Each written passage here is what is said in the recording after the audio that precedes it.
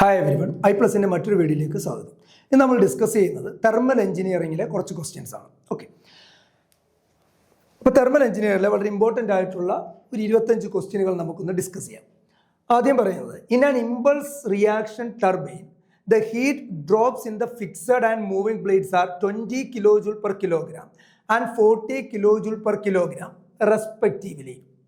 The degree of reaction for this stage will be 1/2, 2/39, 1/3, none of the above. അപ്പോൾ പറഞ്ഞിരിക്കുന്നത് എന്താണ്? ഒരു impulse reaction turbine ആണ്. Heat drop in the fixed and moving blades are എത്രയാണ്? 20 kJ per kilogram and 40 kJ per kilogram. അപ്പോൾ രണ്ട് heat ഡ്രോപ്പുകൾ തന്നിട്ടുണ്ട്. ഫിക്സഡ് ബ്ലേഡിൻ്റെയും മൂവിംഗ് ബ്ലേഡിൻ്റെയും ഉള്ള ഹീറ്റ് ഡ്രോപ്പുകൾ തന്നിട്ടുണ്ട്. ഒരു ഇമ്പൾസ് ടർബൈനുമാണ്. Degree of reaction for the stage, ഇവിടുത്തെ നമുക്ക് എന്ത് കാണണം? ഡിഗ്രി ഓഫ് റിയാക്ഷൻ ആണ് കാണേണ്ടത്. ഓക്കെ, ആണ് നമ്മുടെ ഒരു impulse reaction turbine. The heat drop in the fixed and moving blades are 20 kJ per kilogram and 40 kJ per kilogram respectively. The degree of reaction for this stage will be what? അപ്പം 1/2 ആണോ, 1/3 ആണോ, 2/39 ആണോ, none of the above ആണോ? അപ്പം എങ്ങനെ കാണും? അപ്പം നമുക്ക് കാണാൻ വേണ്ടി നമുക്ക് ഒരു ഇക്വേഷൻ യൂസ് ചെയ്യാം. ഇവിടെ heat drop in the fixed and moving blade എത്രയാണ്? 20 and 40. അപ്പോൾ നമുക്ക് degree of reaction DOR is equal to, നമുക്ക് ഈ ഫിക്സഡ് ബ്ലേഡിൻ്റെ ഹീറ്റ് ഡ്രോപ്പ് എത്രയാണ്? That is delta H of fixed, അത് 20 kJ ആണ്, ഓവർ ഫിക്സഡ് പ്ലസ് മൂവിങ്. ഇത് ഡെൽറ്റ എച്ച് ഫിക്സഡ് പ്ലസ് എന്തായിരിക്കും? Delta H moving. അപ്പോൾ ഡിഗ്രി ഓഫ് റിയാക്ഷൻ കാണാനായിട്ട് ഡെൽറ്റ എച്ച് ഫിക്സഡ് എത്രയാണ്? 20 over delta H fixed plus delta H എന്താണ്? Moving. So delta H fixed എത്രയാണ് ഇവിടെ? 20 പ്ലസ് ഡെൽറ്റ എച്ച് മൂവിങ് എത്രയാണ്? 40. So 20 over 40 60 കൂടി ചേരുമ്പോൾ എത്രയാണ്? 60 വരും അല്ലേ? സോ 2/6 എന്ന് വരും. അപ്പോൾ 2/6 ഒന്നുകൂടെ ഒന്ന് സിംപ്ലിഫൈ ചെയ്താൽ നമുക്ക് എത്ര കിട്ടും? 1/3 അല്ലേ? 1/3 എന്നുള്ളൊരു ഓപ്ഷനിലേക്കാണ് അത് വരുന്നത്. സോ ഇവിടെ നമുക്ക് എന്ത് കേട്ടാ? അപ്പം 40 delta H fixed by delta H fixed plus moving. Okay, നമുക്ക് ഇക്വേഷൻ ഒന്ന് ചെറിയൊരു മാറ്റമുണ്ട്. ഡെൽറ്റ എച്ച് ഫിക്സഡ് അല്ല, നമുക്ക് ഒരു ഇമ്പൾസ് റിയാക്ഷൻ ടർബൈൻ ആണ്. The heat drop in the fixed and moving blades are 20 kJ per kilogram and 40 kJ per kilogram respectively. The degree of reaction for this stage will be 1/2, 2/39, 1/3 and none of the above എന്നാണ് പറഞ്ഞിരിക്കുന്നത്. അപ്പം ഇവിടെ നമുക്കൊരു impulse reaction turbine ആണ്. അപ്പോൾ heat drop in fixed and moving blades are 20 kJ and 40 kJ. അപ്പം നമ്മുടെ equation ഉണ്ട്, degree of reaction DOR is equal to delta H moving, അതായത് എന്തോൾപി ഡ്രോപ്പ് മൂവിംഗ് ബ്ലേഡ്സിന്റെ ഡിവൈഡഡ് ബൈ എന്തായിരിക്കും? Delta H fixed plus delta H moving. Okay, that is equal to delta H മൂവിങ്ങിന്റെ എത്ര ആണ് തന്നിട്ടുണ്ട്? 40 ബൈ 20 പ്ലസ് എന്ത് വരും? 40. അപ്പം 40 ബൈ എത്ര വരും? 60 എന്ന് വരും. അപ്പോൾ ഇവിടെ വെട്ടിപ്പോയിട്ട് 4/6 എന്ന് വരും. 4/6 എന്ന് വരുമ്പോൾ നമുക്ക് എത്രയാണ്? 2/3 എന്ന് വരും. 2/3. അപ്പോൾ 2/3 എന്നുള്ള ഒരു ഓപ്ഷൻ ഇവിടെ ഉണ്ടോ എന്ന് നോക്കി. 1/2 ഉണ്ട്, 1/3 ഉണ്ട്, 2/39 ഉണ്ട്, നൺ ഓഫ് ദ എബോ ആണ്. So correct one is what? None of the above. None of the above ആണ് കറക്റ്റ് ആൻസർ. അപ്പോൾ ഒരു ഇമ്പൾസ് റിയാക്ഷൻ ടർബൈനിലെ heat drops in fixed and moving blades are 20 kJ and 40 kJ per kilo respectively. The degree of reaction for the stage will be എത്രയാണ്? 1/2 ആണോ? അല്ല. 1/3 ആണോ? അല്ല. 2/39 ആണോ? അല്ല. എത്രയാണ് correct one? None of the above. Second one, four subsonic flow through a nozzle, ഒരു നോസിലൂടെ ഉള്ള ഒരു സബ്സോണിക് ഫ്ലോ ആണ്. The following changes occur in velocity and pressure along the flow direction. First one, pressure decreases, velocity increases. Then pressure increases, velocity decreases. Increase in both pressure and velocity. Velocity increases and the pressure remains constant. അപ്പോൾ ഒരു subsonic flow through a nozzle the following changes occur in velocity and pressure along the flow direction. ഇതിൽ ഏതാണ് correct one? Pressure ഡിക്രീസും velocity increase ചെയ്യുന്നു. Subsonic flow ആണ്, ഒരു subsonic flow ആണ്. Pressure increase ചെയ്യുന്നു, വെലോസിറ്റി ഡിക്രീസ് ചെയ്യുന്നു.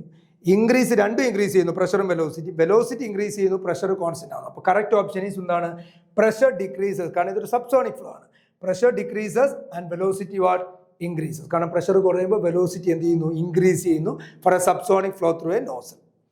ഇനി the volumetric efficiency of a well designed SI engine, ഒരു വെൽ ഡിസൈൻഡ് ആയിട്ടുള്ള SI എഞ്ചിൻ്റെ വോളിമെട്രിക് എഫിഷ്യൻസി ഏത് റേഞ്ചിലിടയിലായിട്ടാണ്? 40 to 50, 51 to 60, 61 to 70, 71 to 90. അപ്പോൾ ഇതിൽ ഏത് റേഞ്ചിലാണ് വോളിമെട്രിക് എഫിഷ്യൻസി കറക്റ്റ് ആയിട്ടുള്ളത്? Volumetric efficiency of a well designed SI engine lies in the range 40 to 50 ആണോ, 50 to 60, 51 to 60 ആണോ, 61 to 70 ആണോ, 71 to 90 ആണോ? ഒരു SI എഞ്ചിനാണ്. അപ്പോൾ തന്നെ അറിയാം വോളിമെട്രിക് എഫിഷ്യൻസി ഒക്കെ എത്രനിടയിൽ വരും?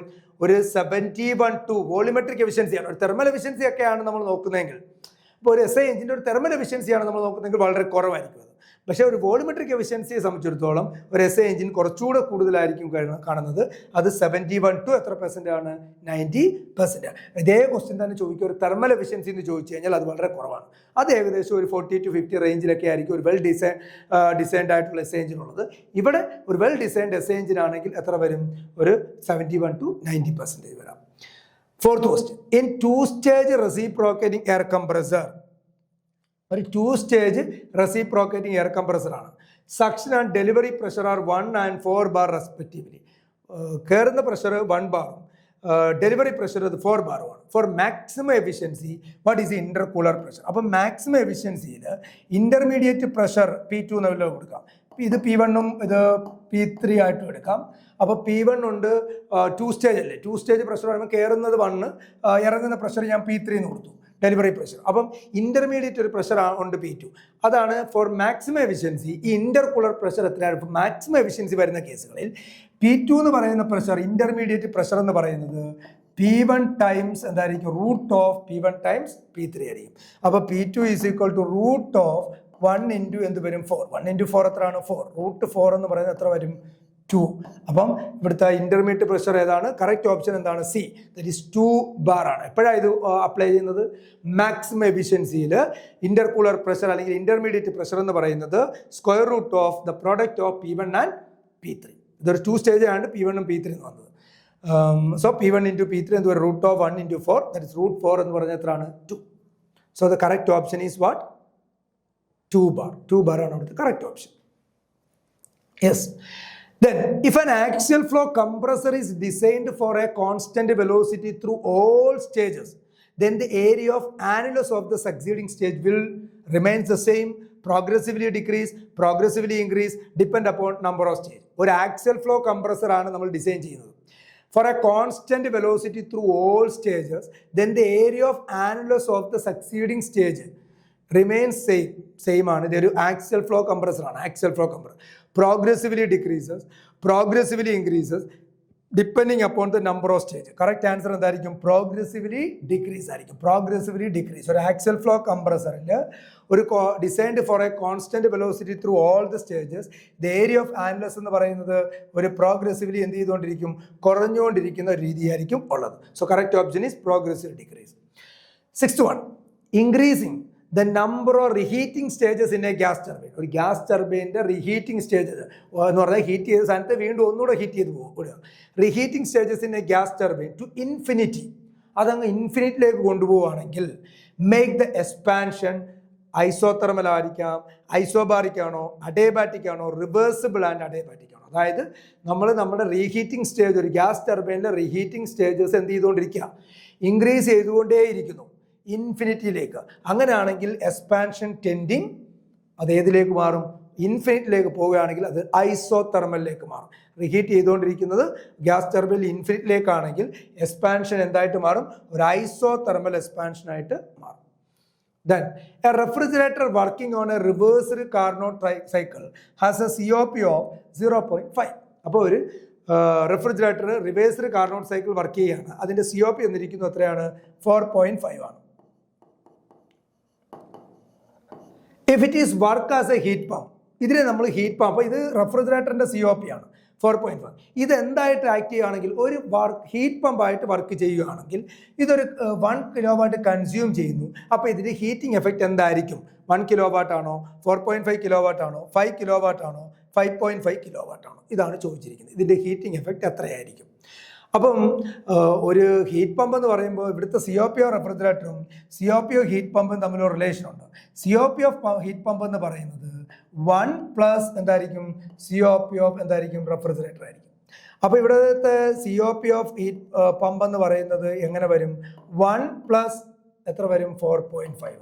അപ്പോൾ 4.5 + 1 എത്രയാണ് 5.5 എന്ന് വരും. അപ്പോൾ COP ഓഫ് പമ്പ് എത്ര കിട്ടി 5.5 എന്ന് കിട്ടി.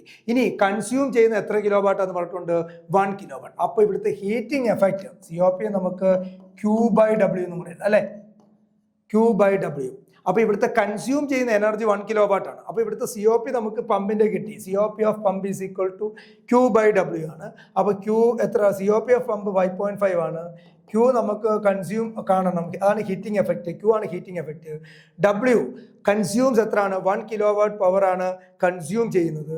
അപ്പോൾ Q ഈസ് ഈക്വൽ ടു എത്ര വരും Q is equal to 5.5 kilo watt. അപ്പോൾ ഇവിടുത്തെ ആൻസർ എന്ന് പറയുന്നത് എത്രയാണ് D. ഓപ്ഷൻ D ആണ് ഇവിടുത്തെ കൃത്യമായിട്ടുള്ള ആൻസർ 5.5 കിലോ. അപ്പോൾ ഇവിടെ നമ്മൾ യൂസ് ചെയ്ത റിലേഷൻ ഇതാണ്. ഒരു ഹീറ്റ് പമ്പും റെഫ്രിജറേറ്ററിൻ്റെ COPയും തമ്മിലുള്ള ബന്ധം റിലേഷൻ ഉണ്ട്. റെഫ്രിജറേറ്ററിൻ്റെ COPയേക്കാൾ ഒന്ന് കൂടുതലായിരിക്കും ഹീറ്റ് പമ്പിൻ്റെ COP. അപ്പോൾ ആദ്യം നമ്മൾ അത് കണ്ടുപിടിച്ചു. ഇനി COP എന്ന് പറഞ്ഞാൽ എന്താ quantity of heat absorb to the work done ആണ്. അപ്പോൾ അവിടെ അത് അബ്സോർബ് ആകുക അല്ലെങ്കിൽ കൺസ്യൂം എന്നൊക്കെ പറയാം. അപ്പോൾ അത് COP of pump is equal to എന്ത് വരും Q/W എന്ന് വരും. അപ്പോൾ ഇവിടെ COP is equal to Q/W. അപ്പോൾ ഈ പമ്പ് കൺസ്യൂം ചെയ്യുന്ന എനർജി 1 കിലോ വാട്ട്, അതായത് പമ്പിലേക്ക് കൊടുക്കുന്ന എനർജി എത്രയാണ് 1, അത് വർക്ക് ഡൺ ആണ്. അത് വർക്ക് ഡൺ. ഇനി quantity of heat absorb or rejected അതെന്ന് പറയുന്നതാണ് അവിടുത്തെ ഹീറ്റിംഗ് എഫക്റ്റ് എന്ന് പറയുന്നത്. ആ ഹീറ്റിംഗ് എഫക്റ്റ് Q ആണ്. എന്ത് ചെയ്താൽ മതി multiply COP of pump with work. അപ്പോൾ 5.5 × 1 എത്ര വരും 5.5 kilo what. So option D is the correct answer. D ആണ് കറക്റ്റ് വരും. Next one, in an aqua ammonia and lithium bromide water absorption refrigeration system, the refrigerant are ഒരു aqua ammonia lithium bromide water absorption സിസ്റ്റത്തിൽ aqua അമോണിയയിൽ ആരാണ് refrigerant, lithium ബ്രോമൈഡിൽ ആരാണ് refrigerant? Aqua അമോണിയൽ ആരായിരിക്കും refrigerant? Water ആയിരിക്കും അല്ലേ. Lithium bromide water absorption സിസ്റ്റത്തിൽ ആരായിരിക്കും ഒരു റെഫ്രിജറൻ്റ് ആയിട്ട് ആക്ട് ചെയ്യുന്നത്? അതാണ് നമ്മൾ ചോദ്യം. അപ്പോൾ അക്വ അമോണിയ ഉണ്ട്, ലിഥിയം ബ്രോമൈഡ് ഉണ്ട്. അപ്പം അക്വ അമോണിയയിൽ ആരായിരിക്കും? Aqua ammonia and lithium bromide എന്നാണ്. അക്വ അമോണിയ റെഫ്രിജറേഷൻ സിസ്റ്റത്തിൽ വാട്ടർ അല്ല, അമോണിയ ആയിരിക്കും നമ്മുടെ റെഫ്രിജറൻ്റ് ആയിട്ട് യൂസ് ചെയ്യുന്നത്. അക്വ അമോണിയ അവിടെ വാട്ടർ അബ്സോർബ് ചെയ്യുന്നതിന് വേണ്ടി മാത്രമാണ് യൂസ് ചെയ്യുന്നത്. അക്വ അമോണിയ സിസ്റ്റത്തിൽ റെഫ്രിജറൻ്റ് ആയിട്ട് യൂസ് ചെയ്യുന്ന അമോണിയാണ്. എന്നാൽ lithium bromide water absorption refrigeration സിസ്റ്റത്തിൽ നമ്മുടെ റെഫ്രിജറൻ്റ് ആയിട്ട് യൂസ് ചെയ്യുന്നത് ലിഥിയം വാട്ടറിനെയാണ്. സോറി ലിഥിയം ബ്രോമൈഡ് അവിടെ അബ്സോർബൻ്റ് ആയിട്ടാണ് ആക്ട് ചെയ്യുന്നത്. അവിടെ റെഫ്രിജറൻ്റ് ആയിട്ട് ആക്ട് ചെയ്യുന്നത് ആരാണ്? ലിഥിയം ബ്രോമൈഡ് വാട്ടർ അബ്സോർപ്ഷൻ സിസ്റ്റത്തിൽ വാട്ടറാണ് റെഫ്രിജറൻ്റ്. ലിഥിയം ബ്രോമൈഡ് ഒരു അബ്സോർപ്ഷൻ ഏജൻ്റ് ആയിട്ടാണ് ആക്ട് ചെയ്യുന്നത്. അതുപോലെ അക്വ അമോണിയയിൽ അമോണിയാണ് എന്ത് റെഫ്രിജറൻ്റ്. സോ അമോണിയ ആൻഡ് വാട്ടറാണ് കറക്റ്റ് ഓപ്ഷൻ. ഇനി during chemical dehumidification process of എയറിൽ dry bulb temperature and specific humidity decrease. Dry bulb temperature decrease and specific humidity increase. Dry bulb temperature increase and specific humidity decrease. Dry bulb temperature and specific humidity increase. അതായത് ഒരു വെറും dehumidification അല്ല, ഒരു chemical dehumidification. ഒരു വെറും dehumidification പറഞ്ഞ ഒരു vertical ലൈനാവും, ഒരു വെർട്ടിക്കൽ ലൈനാണ്. അവിടെ സ്പെസിഫിക് ഹ്യൂമിഡിറ്റി എപ്പോഴും സ്പെസിഫിക് ഹ്യൂമിഡിറ്റി ഉണ്ട്. അതുപോലെ ഡ്രൈ ബൾബ് ടെമ്പറേച്ചർ എപ്പോഴും എന്തായിരിക്കും കോൺസ്റ്റൻ്റ് ആയിട്ട് നിൽക്കും. സ്പെസിഫിക് ഹ്യൂമിഡിറ്റി കുറയുമായിരിക്കും ചെയ്യുന്നത് ഒരു ഡീഹ്യൂമിഡിഫിക്കേഷൻ പ്രോസസ്സാണെങ്കിൽ. എന്നാൽ ഇവിടെ കെമിക്കൽ ഡീഹ്യൂമിഡിഫിക്കേഷൻ. അപ്പോൾ അതൊരു കെമിക്കൽ ഡീഹ്യൂമിഡിഫിക്കേഷൻ എന്ന് പറയുമ്പോൾ ഒരു ലൈൻ ഒരു ഇൻക്ലൈൻഡ് ലൈൻ ആയിരിക്കും, ഒരു വെർട്ടിക്കൽ ലൈൻ ആയിരിക്കത്തില്ല, ഇതുപോലെ ഒരു ഇൻക്ലൈൻഡ് ലൈനായിട്ടായിരിക്കും വരുന്നത്. അപ്പോൾ അവിടെ എന്താ സംഭവിക്കുന്നതെന്ന് ചോദിക്കുക. ഒരു കെമിക്കൽ ഡീഹ്യൂമിഡിഫിക്കേഷൻ പ്രോസസ്സ് വരുമ്പോൾ ഡ്രൈ ബൾബ് ടെമ്പറേച്ചറിന് എന്ത് സംഭവിക്കും? കുറയുമോ? സ്പെസിഫിക് ഹ്യൂമിഡിറ്റി കുറയുമോ? അതുപോലെ ഡ്രൈ ബൾബ് ടെമ്പറേച്ചർ ഡിക്രീസ് ചെയ്യും, സ്പെസിഫിക് ഹ്യൂമിഡിറ്റി എന്ത് ചെയ്യും? ഇൻക്രീസ് ചെയ്യും. ഇനി ഡ്രൈ ബൾബ് ടെമ്പറേച്ചർ ഇൻക്രീസ് ചെയ്യും, അതുപോലെ സ്പെസിഫിക് ഹ്യൂമിഡിറ്റി എന്ത് ചെയ്യും? ഡിക്രീസ് ചെയ്യും. Dry bulb temperature and specific humidity increase ചെയ്യും. അപ്പോൾ ഇതായിരുന്നല്ലോ ഒരു കെമിക്കൽ ഡീഹ്യൂമിഡിഫിക്കേഷൻ. അപ്പം ഏതായിരിക്കും കൃത്യമായിട്ട്? ഓപ്ഷൻ സി ആണ്. കാരണം ഡ്രൈ ബൾബ് ടെമ്പറേച്ചർ എന്ത് ചെയ്യും? ഇൻക്രീസും ചെയ്യും, സ്പെസിഫിക് ഹ്യൂമിഡിറ്റി എന്ത് ചെയ്യും? കുറയും. കാരണം ഇങ്ങനെയാണ് നമ്മുടെ ഒരു സൈക്കോമെട്രി ചാർട്ടിൽ റെപ്രസെൻറ്റ് ചെയ്യുന്നത്, ഈ രീതിയിലാണ്. അപ്പോൾ ഇവിടെയാണ് നമ്മുടെ dry bulb temperature DBT represent ചെയ്യുന്നത്. ഇവിടെയാണ് നമ്മുടെ സ്പെസിഫിക് ഹ്യൂമിഡിറ്റി ഉള്ളത്. അപ്പോൾ ഇത് കെമിക്കൽ ഡീഹ്യൂമിഡിഫിക്കേഷൻ പറഞ്ഞാൽ ഇങ്ങനെ ഇൻക്ലൈൻഡ് ആയിട്ടൊരു ഷേപ്പ് ആയിരിക്കും. അപ്പോൾ സ്വാഭാവികമായിട്ട് ഇങ്ങോട്ട് വരുംതോറും ഡ്രൈ ബൾബ് ടെമ്പറേച്ചർ കൂടുകയും സ്പെസിഫിക് ഹ്യൂമിഡിറ്റി എന്ത് ചെയ്യും? കുറയുകയും ചെയ്യും. So the correct option is what? Dry bulb temperature increases and specific humidity എന്താണ്? ഡിക്രീസസ്. ഇതേ ചോദ്യം വെറും ഡീഹ്യൂമിഡിഫിക്കേഷൻ ആണെന്ന് വിചാരിച്ചു.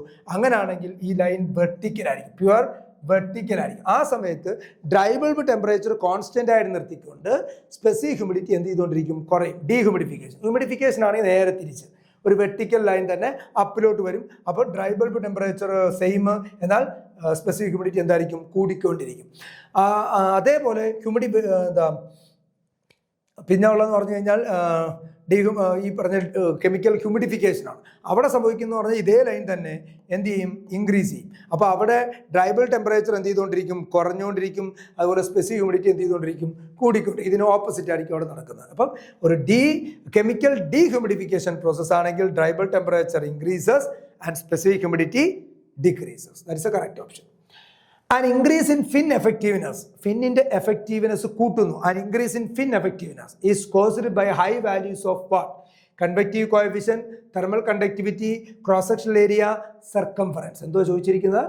ഒരു ഫിന്നിന്റെ എഫക്റ്റീവ്നെസ് കൂടുന്നത് എപ്പോഴാണ്? കൺവെക്റ്റീവ് കോഎഫിഷ്യന്റ് കൂടുതലാകുമ്പോഴാണോ, തെർമൽ കണ്ടക്ടിവിറ്റി കൂടുമ്പോഴാണോ, ക്രോസ് സെക്ഷണൽ ഏരിയ ആണോ, സർക്കംഫറൻസ് ആണോ? 1 and 3, identify the correct statement. 1 and 3, 2 and 3, 3 and 4, 2 and 4. The correct answer is 2 and 4. Option D. 2, അതായത് തെർമൽ കണ്ടക്ടിവിറ്റി കൂടണം, അതുപോലെ ക്രോസ് സെക്ഷണൽ ഏരിയയും സർക്കംഫറൻസും തെർമൽ കണ്ടക്ടിവിറ്റി ആണ് ഡിപ്പെൻഡ് ചെയ്യുന്നത്. കൺവെക്റ്റീവ് കോഎഫിഷ്യന്റും ഇല്ല, ക്രോസ് സെക്ഷണൽ ഏരിയയും ഡിപ്പെൻഡ് ചെയ്യുന്നില്ല. ഫിന്നിന്റെ എഫക്റ്റീവ്നെസ് കൂടാൻ വേണ്ടി ഏതൊക്കെ വാല്യൂ ഹൈ വാല്യൂ ആക്കിയാൽ മതി? High values of thermal conductivity and circumference. 11th question. For subsonic flow through a nozzle, following change occur in velocity and pressure along the flow direction. ഒരു subsonic flow ആണ്, നോസിലൂടെ ഒരു subsonic flow ആണെങ്കിൽ ഈ പറയുന്ന change ആയിരിക്കും വെലോസിറ്റിയും പ്രഷറിലും നടക്കുന്നത്. ഏതായിരിക്കും? Pressure decreases, velocity increases. Pressure increases, velocity decreases. Increase in both pressure and velocity. Velocity increase and pressure remain constant. Pressure decrease ചെയ്യുകയും വെലോസിറ്റി എന്ത് ചെയ്യുകയും ചെയ്യും? കൂടുകയും ചെയ്യുകയായിരിക്കും ഒരു subsonic flow through a nozzle. Then the steam engine part which guide motion of the piston rod and prevent it from bending. ഒരു steam എഞ്ചിന്റെ ഭാഗം അത് ആരെ ഗൈഡ് ചെയ്യുന്നു? പിസ്റ്റൺ റോഡിന്റെ മോഷനെ ഗൈഡ് ചെയ്യുകയും ആൻഡ് പ്രിവെന്റ് ഇറ്റ് ഫ്രം ബെൻഡിങ്ങിൽ നിന്ന് തടയുകയും ചെയ്യും. Crank shaft, crosshead, valve rod, eccentric. ഇതിലേതാണെന്ന് കറക്റ്റ് ഓപ്ഷൻ? ക്രോസേഡ്. അതിന് വിളിക്കുന്ന പേര് എന്താണ്? ക്രോസേഡ് ആണ്. Then for a given set of operating pressure limits of a Rankine cycle, the highest efficiency occur for which cycle? Superheated cycle, saturated cycle, reheat cycle, regenerate cycle. അതായത് same pressure ലിമിറ്റിലാണെന്ന് വിചാരിക്കുക. നമ്മൾ pressure limit ഒന്നും മാറ്റുന്നില്ല. അങ്ങനെയാണെങ്കിൽ same pressure limits of the Rankine സൈക്കിളിൽ highest efficiency ഉണ്ടാകുന്നത് ഈ പറയുന്ന ഏത് സൈക്കിളാണ്? സൂപ്പർ ഹീറ്റഡ് സൈക്കിളിലാണോ, സാച്ചുറേറ്റഡ് സൈക്കിളിലാണോ, റീഹീറ്റ് സൈക്കിളാണോ, റീജനറേറ്റീവ് സൈക്കിളാണോ? Correct one is regenerative cycle. Regenerative സൈക്കിളിലായിരിക്കും ഒരു operating pressure limit for a given set of operating pressure limit of a Rankine cycle the highest efficiency എപ്പോഴും ഒക്കർ ചെയ്യുന്നത് റീജനറേറ്റീവ് സൈക്കിളിലാണ്. Then which of the following is not commonly used boiler mounting? ഈ പറയുന്നവയിൽ ഒരു commonly used നമ്മൾ പൊതുവെ ഉപയോഗിക്കാത്ത boiler mountings ഏതാണ്? Pressure gauge, feed check valve, feed pump, blow off cock. Boiler mounting ആണ്. ബോയിലർ മൗണ്ടിങ്ങും അക്സസറീസും തെറ്റിപ്പോൾ ഇവിടെ ചോദിച്ചിരിക്കുന്ന ബോയിലർ മൗണ്ടിങ്സ്. ഇതിൽ ഉപയോഗിക്കാത്ത ബോയിലർ മൗണ്ടിങ്സ് ഏതാണ്? ഫീഡ് പമ്പാണ്. പ്രഷർ ഗേജ് ഒരു ഉപയോഗിക്കുമ്പോൾ സാധാരണയായിട്ട് ഉപയോഗിക്കുന്ന ബോയിലർ മൗണ്ടിങ് ആണ്. Feed check valve boiler mounting ആണ്. ഫ്ലോ ഓഫ് കോക്കും ബോയിലർ മൗണ്ടിങ് ആണ്. ഫീഡ് പമ്പ് ബോയിലർ മൗണ്ടിങ്സ് അല്ല.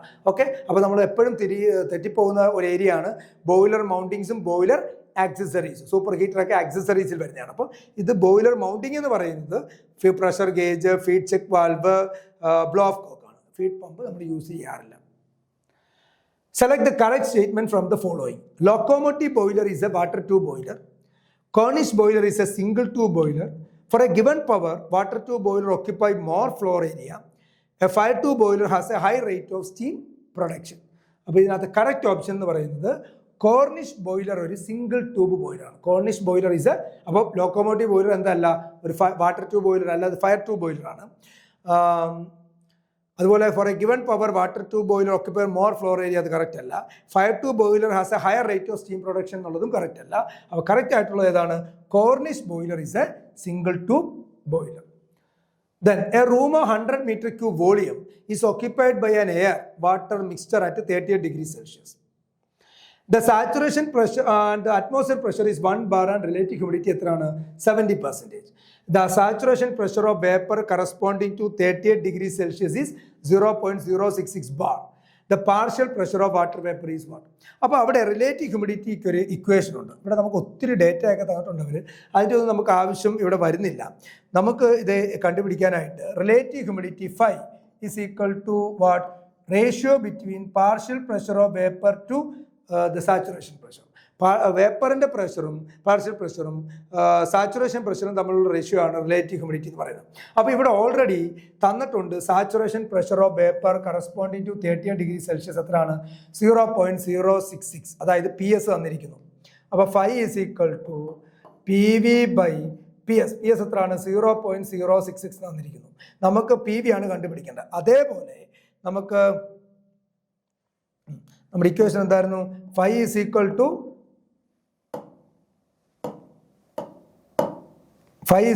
എന്താണ്, PV ബൈ PS എന്നാണ് നമ്മുടെ ഇക്വേഷൻ. അതിൽ PV ആണ് കാണേണ്ടത്. Corresponding to 38°C saturation pressure of vapour, അതായത് PV എത്രയാണ്, 0.066. അപ്പം അത് നമുക്ക് ഉണ്ട്. അതേപോലെ റിലേറ്റീവ് ഹ്യൂമിഡിറ്റി എത്ര തന്നിട്ടുണ്ട്, 70%. അപ്പോൾ ഫൈക്ക് നമുക്ക് എന്ത് കൊടുക്കാം, 0.7. 70% എന്ന് പറഞ്ഞാൽ 0.7 ഈസ് ഈക്വൽ ടു PV നമുക്കറിയില്ല, അത് കണ്ടുപിടിക്കണം, ഡിവൈഡഡ് ബൈ PS എത്രയാണ്, 0.066. അപ്പോൾ PV ഈസ് ഈക്വൽ ടു എന്ത് വരും, 0.7 ഇൻറ്റു 0.066. അപ്പോൾ ഇത് ഏകദേശം കിട്ടുന്നത് 0.0462 ആയിരിക്കും. അപ്പം അത്രയും ബാർ ആയിരിക്കും അവിടുത്തെ പാർഷ്യൽ പ്രഷർ ഓഫ് വേപ്പർ. നമ്മുടെ ഓപ്ഷനിൽ അതുണ്ടോ എന്ന് നോക്കിയുണ്ട്. The option A is what, 0.0462 bar. 0.066 അല്ല, 0.0942 ബാർ അല്ല, നൺ ഓഫ് ദിസ് അല്ല. The correct option is what, 0.0462 bar. Then a refrigeration system operates on the reversed Carnot cycle. The higher temperature of the refrigerant is what, 27°C. അപ്പോൾ higher temperature, അത് ഞാൻ T1 ആയിട്ട് എടുക്കുകയാണ്. Higher temperature അത് 27°C ആണ്. അപ്പോൾ അത് kelvin ആക്കാൻ വേണ്ടി നമ്മൾ എന്ത് ചെയ്താൽ മതി, 273 കൊണ്ട് ആഡ് ചെയ്യുക. സോ 300 കെൽവിനായി. ഇനി the lower temperature is 3°C. അപ്പോൾ ലോവർ ടെമ്പറേച്ചർ എന്ന് പറഞ്ഞാൽ നമുക്ക് T2 എന്ന് എടുക്കാം. T2 ലോവർ ടെമ്പറേച്ചർ ആയിട്ട് എടുക്കാം. 3 ആണ്. അപ്പോൾ 273 കൊണ്ട് ആഡ് ചെയ്യുമ്പോൾ അത് 276 കെൽവിനായിട്ട് മാറി. Then the capacity is 2TR. Capacity എന്ന് പറയുന്നത് എത്രയാണ്, Q തന്നിട്ടുണ്ട്. എത്രയാണ്, 2 ടൺ ഓഫ് റെഫ്രിജറേഷൻ ആണ് Q, അത് തന്നിട്ടുണ്ട്. Power required to run the refrigeration. അപ്പോൾ ഈ ടെമ്പറേച്ചർ വെച്ച് നമുക്ക് COP ആദ്യം കണ്ടുപിടിക്കാം.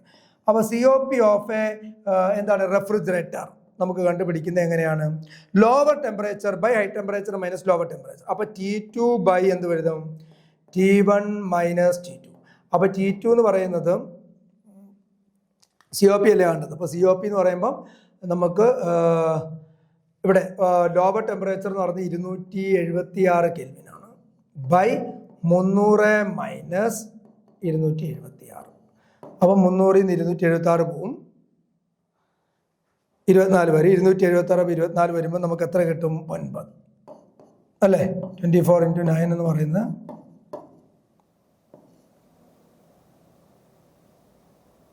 യെസ്. അപ്പോൾ നമുക്ക് അത് കിട്ടി, എത്രയാണ്, 9. അപ്പോൾ COP ഓഫ് എ റെഫ്രിജറേറ്റർ നമുക്ക് കിട്ടി, എത്രയാണ്, 9 എന്ന് കിട്ടി. ഇനി ആ COP നമുക്ക് എങ്ങനെയും കൂടെ എഴുതാമെന്ന് നമ്മൾ പറഞ്ഞു. COP is equal to Q by W എന്നാണ്. അപ്പോൾ Q നമുക്ക് തന്നിട്ടുണ്ട് 2TR ആണ്. പക്ഷെ അതിനെ നമ്മൾ 9 is equal to ton of റെഫ്രിജറേഷനെ നമുക്ക് കിലോ വാട്ടിലേക്ക് ഒന്ന് കൺവേർട്ട് ചെയ്യാം. അപ്പോൾ ഇവിടെ എല്ലാം തന്നിരിക്കുന്നത് കിലോ വാട്ടിലാണ് ആൻസറുകളെല്ലാം തന്നിരിക്കുന്നത്. അപ്പോൾ കിലോ വാട്ട് ആക്കാൻ 2നെ 3.5 കൊണ്ടൊക്കെ മൾട്ടിപ്ലൈ ചെയ്യാം. 3.5 ബൈ W ആണ് കാണേണ്ടത്. അപ്പോൾ W ഈസ് ഈക്വൽ ടു 9 ഉണ്ട്, W അങ്ങോട്ട് പോയി. അപ്പോൾ എന്ത് വരും, 3.5 × 2 എന്ന് പറയുമ്പോൾ 7 ആയി. 7 ഓവർ എന്ത് വന്നു, 9. അപ്പോൾ 7 ഡിവൈഡഡ് ബൈ 9 ചെയ്യുക. അപ്പോൾ 7 ഡിവൈഡഡ് ബൈ 9 ചെയ്യുമ്പോൾ ഏകദേശം 0.778 എന്ന് വരും. 7 ഓവർ 9. അപ്പോൾ ആദ്യം നമ്മൾ എന്ത് കണ്ടുപിടിക്കുന്നു, low temperature by high temperature minus low temperature. അപ്പോൾ അവിടെ വെച്ച് നമുക്ക് എന്ത് കിട്ടും, COP ഓർ റെഫ്രിജറേഷൻ കിട്ടും അല്ലേ. എന്നിട്ട് 276 ബൈ 300 മൈനസ് 276 എന്ന് വരും. ഓക്കെ അല്ലേ. അപ്പോൾ ഇവിടെ 3°C ആണ്. 273 പ്ലസ് 3 276°C എന്നായി. അപ്പോൾ അത് നമ്മൾ ചെയ്തു.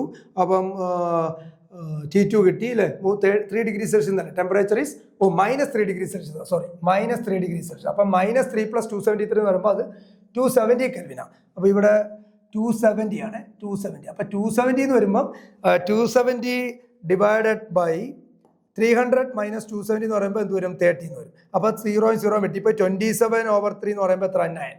അവിടെ -3 ആണ്. അവിടെ ഒരു നെഗറ്റീവ് ഉണ്ട്, നെഗറ്റീവ് സൈൻ ഉണ്ട്. So the higher temperature of the refrigerant is 27 degree Celsius T1 and the lower temperature is what -3 degree Celsius. അപ്പം T2 എന്ന് പറയുന്നത് -3 + 273, അതായത് 270 കെൽവിൻ. അപ്പോൾ COP ഓഫ് റെഫ്രിജറേറ്റർ എന്ന് പറയുമ്പോൾ എന്താണ് T2/T1 - T2, 270/300 - 279 എന്ന് കിട്ടി. ഇനി COP വേറൊരു ഇക്വേഷൻ കൂടെ എഴുതാൻ എന്താ Q/W എന്ന് എഴുതാം. അപ്പോൾ Q എത്രയാണ് ഇവിടെ 2 × 3.5. COP എത്രയാണ് 9. അപ്പോൾ 2 × 3.5 ഓവർ W = 9 എന്ന് വന്നു. അപ്പോൾ W ഇങ്ങോട്ട് കൊണ്ടുവന്നു, 9 അങ്ങോട്ട് പോയി, 7/9 ആയി. അത് 0.778. അപ്പം കറക്റ്റ് ഓപ്ഷൻ ഏതാണ് B, that is 0.778. Okay. Then 18th question, in a counterflow heat exchanger, 10,000 kg/hour of an oil having a specific heat of 2090 joule per kilogram Kelvin is cooled from 82 degrees Celsius to 50 degrees Celsius by 8,000 kg/hour of water entering at 25 degrees Celsius. What is the exit temperature of the water? Assume CP of water as 4180 joule per kilogram kelvin. അപ്പോൾ ഇതൊരു counter flow heat exchanger ആണ്. അപ്പോൾ ഈ ഒരു counter flow heat exchanger ആണ്. ഇവിടെ നമുക്ക് തന്നിരിക്കുന്നത് എന്താ മാസ് ഫ്ലോ റേറ്റ് ഹോട്ട് ആണ്. അപ്പം ഇത് kg/h നമുക്ക് എന്താക്കി മാറ്റാം, സെക്കൻഡ്സിലേക്ക് കൊണ്ടുവരാം. 3600 ഡിവൈഡ് ചെയ്താൽ മതി. അപ്പോൾ ആ m.h കിട്ടി നമുക്ക്. അതുപോലെ പിന്നെന്താണ് CPH തന്നിട്ടുണ്ട് എത്രയാണെന്ന്. പിന്നെ കൂൾഡ് ഫ്രം ഹൈ ടെമ്പറേച്ചർ തന്നിട്ടുണ്ട് T1 എന്ന് എടുക്കാം. അത് ലോവർ ടെമ്പറേച്ചർ എത്രയാണ് T2. ഇനി കൂൾ ചെയ്യുന്നത് എന്താണ് 8000 കിലോഗ്രാം ഹോട്ട് വാട്ടർ ആണ്. അത് m.c എന്ന് എടുക്കാം. അതിനെ നമ്മൾ എന്തിലേക്ക് മാറ്റുക, ഈ സെക്കൻഡ്സിലേക്ക് മാറ്റുക, ഡിവൈഡഡ് ബൈ 3600 ചെയ്താൽ മതി. എൻ്ററിങ് അറ്റ് എത്രയാണ് 25, T1 തന്നിട്ടുണ്ട്. നമുക്ക് എക്സിറ്റ് ടെമ്പറേച്ചർ T2 ആണ് കണ്ടുപിടിക്കേണ്ടത്. അപ്പോൾ അതിനുവേണ്ടി നമ്മൾ വാട്ടറിൻ്റെ CP തന്നിട്ടുണ്ട് എത്രയാണ് 4180 ജൂൾ പെർ കിലോഗ്രാം കെൽവിൻ തന്നിട്ടുണ്ട്. അപ്പോൾ നമുക്കിവിടെ ഹീറ്റ് ഗെയിൻഡ് ബൈ ഓയിൽ നമുക്ക് ആ രീതി ചെയ്യാം. Heat gained by oil is equal to what? Heat loss by oil. Heat loss by oil is equal to heat gained by water. അതായത് ഓയിലിനെ അല്ല നമുക്ക് എന്ത് ചെയ്യേണ്ടത്, തണുപ്പിക്കേണ്ടത്. അപ്പോൾ ഓയിലിൽ നിന്ന് ഹീറ്റ് പോകുന്നു, അത് ആര് വലിച്ചെടുക്കുന്നു, വാട്ടർ അത് വലിച്ചെടുക്കുന്നു. അപ്പോൾ ഇവിടെ നമുക്ക് ഇക്വേഷൻ എന്ത് വരും, m.h × CPH × higher temperature minus lower temperature T1 - T2 is equal to m.c × CPC × higher temperature ഏതാണ്, എക്സിറ്റ് ടെമ്പറേച്ചർ ആണ് ഹയർ. അപ്പോൾ T2 - T1. അപ്പോൾ ഈ ഇക്വേഷനകത്തോട്ട് നമ്മൾ ഇട്ട് കൊടുക്കുക. m.h നമ്മുടെ കയ്യിലുണ്ട്, അതുപോലെ m.c നമ്മുടെ കയ്യിലുണ്ട്, CPH നമ്മുടെ കയ്യിലുണ്ട്, CPC വാട്ടറിൻ്റെ ഉണ്ട്, T1 ഉണ്ട്, T2 ഉണ്ട്. ഇവിടെ ഇല്ലാത്തത് ആര് മാത്രമാണ് T2. അത് നമുക്ക് സോൾവ് ചെയ്യുമ്പോൾ ഏകദേശം എന്തിലേക്ക് വരും, ഈ 45 ഡിഗ്രി സെൽഷ്യസിലേക്ക് എത്തും. അപ്പം ഈ രീതിയിൽ ഇക്വേഷൻ അപ്ലൈ ചെയ്യുക, എന്നിട്ട് ഇതിലേക്ക് കൊണ്ടുവരിക. നമുക്ക് സോൾവ് ചെയ്യുമ്പോൾ T2ൻ്റെ ടെമ്പറേച്ചർ ഏകദേശം എത്രയാണ് 45 ഡിഗ്രി സെൽഷ്യസിലേക്ക് വരും. ഓക്കെ. അപ്പോൾ ഇവിടെ CPH എന്ന് പറയുന്നത് 2090 ആണ്. വാട്ടറിൻ്റെ സ്പെസിഫിക് ഹീറ്റ് ആണ് 4180. അപ്പോൾ എല്ലാം ഇട്ട് കൊടുക്കുക. ഉള്ളി നമുക്ക് ഡയറക്റ്റ് സബ്സ്റ്റിറ്റ്യൂഷൻ ആണ്. എല്ലാ കാര്യങ്ങളും നമുക്ക് തന്നിട്ടുണ്ട്. ചെയ്യുമ്പോൾ ഓർക്കേണ്ട കാര്യം kg/h എന്തിലേക്ക് മാറ്റുക, സെക്കൻഡിലേക്ക് മാറ്റുക. ഒരു 3600 അങ്ങ് ഡിവൈഡ് ചെയ്താൽ മാത്രം മതി. അപ്പോൾ ആ ചെയ്ത് വരുമ്പോൾ ഏകദേശം അപ്രോക്സിമേറ്റ്ലി എത്രയിലേക്ക് വരും, 45 ഡിഗ്രി സെൽഷ്യസിലേക്ക് വരും. So the option is 45 degree Celsius. Okay. ബാക്കിയുള്ള ക്വസ്റ്റ്യനുകൾ നമുക്ക് അടുത്ത വീഡിയോയിൽ ഡിസ്കസ് ചെയ്യാം. Okay, thank you.